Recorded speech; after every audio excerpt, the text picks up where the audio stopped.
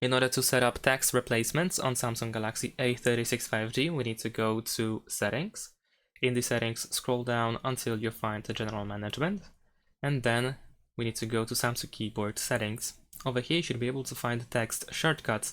If you open this option, and if you take a look at the top right corner, you should be able to find this plus button. Here we can create a shortcut or a replacement. So for example, if I write, for example, WBU, then over here in expanded phrase, I can write whatever the shortcut or replacement should be.